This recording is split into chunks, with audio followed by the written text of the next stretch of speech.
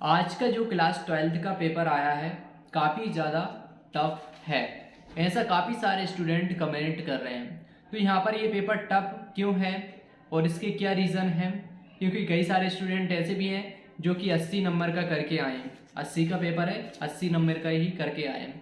और वहाँ पर कौन से स्टूडेंट के लिए पेपर टफ है और अगर आपका इस पेपर ख़राब गया है तो आपके लिए क्या सॉल्यूशन है और क्या कर सकते हैं इसके लिए अगर आपका पेपर ख़राब गया है, तो वो भी हम इस वीडियो में लास्ट में बताएंगे। इसलिए सबसे पहले हम ये बताएंगे कि ये पेपर किन स्टूडेंटों के लिए टफ है, ख़ास करके जो इंग्लिश को हल्के में ले रहे हैं या 12th क्लास को हल्के में ले रहे हैं और अपना टाइम वेस्ट कर रहे थे इंग्लिश पेपर में, उनके लिए ये पेपर टफ है। और जाहिर सी बात है कि इंग्लिश में अनसेम पैसेज आते हैं और ख़ास करके इस पेपर में जब पहले पेज पर आप देखोगे ना, तो जैसे ही पेपर ओपन करोगे तो उनको 1.5 पेज का यहाँ पर पैसेज देखने को मिला होगा।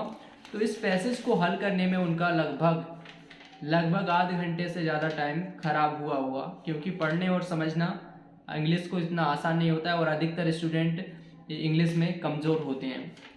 तो यहाँ पर इसमें ज़्यादा टाइम ख़राब हुआ होगा। इसके बाद में आ जाता है हमारा सेकंड पैसेज। तो सेकंड पैसेज जो है ना, उसमें भी टाइम ख़राब हुआ होगा, वो भी 1 पेज का है। और इसके बाद में ग्रामर भी है, सेक्शन सी में ग्रामर पूछी गई है। और काफ़ी सारे स्टूडेंट ऐसे भी होंगे जो कि इस पेपर में से अधिकतर क्वेश्चन छोड़कर भी आए होंगे। लेकिन सबसे बड़ी बात यह है कि जो स्टूडेंट 80 का करके आए हैं, मतलब वो अच्छे से पढ़ाई कर रहे थे और जो 12th क्लास को हल्के में ले रहे हैं या 12th क्लास को कम पढ़ रहे हैं या एवरेज स्टूडेंट हैं, उनका पेपर ज़रूर यहाँ पर कमज़ोर गया होगा और उनको दिक्कत भी आई होगी, पास होने के लिए मुश्किल पड़ गई होगी।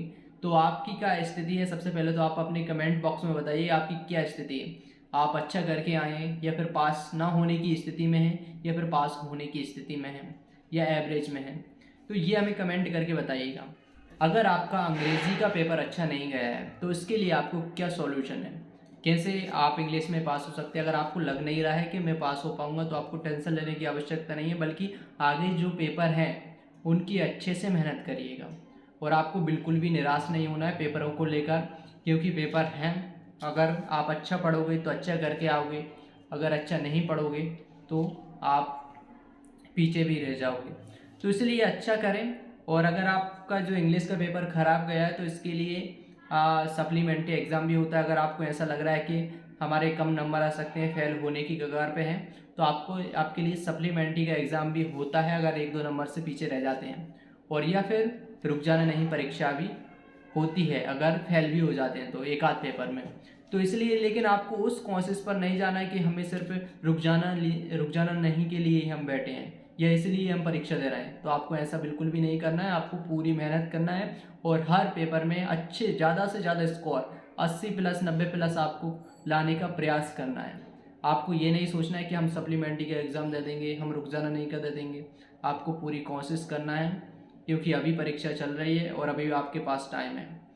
तो आपको पूरी कोशिश करना है। अगर गलती से एक आध पेपर मतलब अच्छा एवरेज चला जाता है या कम जो चला जाता है तो आपको उसमें टेंशन लेने की आवश्यकता नहीं है। आपके पास 2 ऑप्शंस बचते हैं, एक सप्लीमेंट्री और सेकंड रुक जाना नहीं। तो चलिए मिलते हैं नेक्स्ट वीडियो में। थैंक्स फॉर वॉचिंग और नेक्स्ट पेपर के लिए ऑल द बेस्ट। हमें उम्मीद है कि आप नेक्स्ट पेपर में अच्छा करके आओगे और आपको महसूस नहीं होगा कि अगला पेपर टफ था। टफ तो सभी पेपर आएंगे क्योंकि 12th है और इतना आसान नहीं होता है 12th को पास करना या अच्छा स्कोर करना। पास तो लगभग सभी कर लेते हैं और जो संजारी कमज़ोर स्टूडेंट होते हैं वही थोड़े से फेल होने की कगार पर रहते हैं। चलिए मिलते हैं नेक्स्ट वीडियो में। Thanks for watching.